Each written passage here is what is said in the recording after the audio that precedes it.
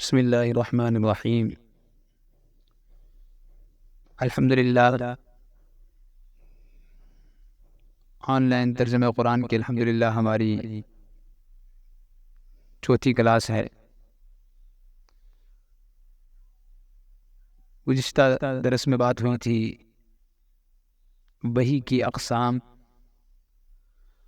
قرآن پاک آج ہمارا موضوع ہے قرآن پاک کے نازل ہونے کی تاریخ۔ قرآن کریم اصل میں کلام الہی ہے اور یہ ازل سے لوح محفوظ میں موجود ہے، جیسا کہ اللہ تعالیٰ کا ارشاد ہے بل هو قرآن مجید فی لوح محفوظ، کہ یہ قرآن مجید ہے جو لوح محفوظ میں ہے۔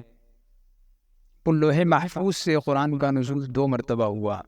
ایک مرتبہ پورا کا پورا قرآن آسمان دنیا میں بیت عزت ایک مقام ہے جسے بیت المعمور بھی کہتے ہیں، بالکل بیت اللہ کے مقابلے میں آسمان دنیا میں فرشتوں کی عبادت گاہ ہے۔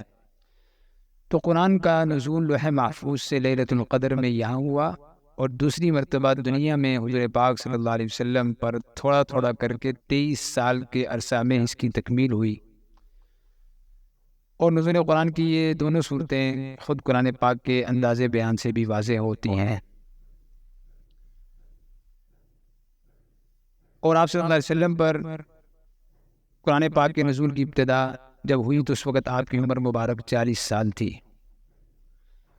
اور قرآن پاک میں صحیح قول کے مطابق سب سے پہلی اترنے والی آیات وہ سورہ علق کی پہلی آیات اقرأ بسم ربک الذی خلق خلق الانسان من علق اقرأ وربک الاکرم الذی علم بالقلم علم الانسان ما لم يعلم۔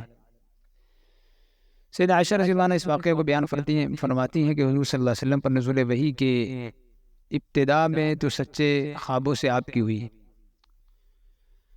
تو جب یہ خواب آنے شروع ہوئے تو آپ صلی اللہ علیہ وسلم کو خلوت میں عبادت کرنے کا ذوق اور شوق پیدا ہوا، تو پھر آپ غار حرا میں کئی راتیں گزارتے اور عبادت میں مشغول رہتے ہیں۔ تو وہی فرشتے کی پہلی ملاقات آپ سے ہوئی اور وہاں پہ اقرأ بسم ربک الذی خلق کی آیات اتاری گئی۔ تو یہاں سے قرآن پاک کی نزول کی ابتدا ہوئی، اور پھر 23 سال کے عرصے میں قرآن پورا کا پورا حضور پاک صلی اللہ علیہ وسلم پر اتارا گیا ہے۔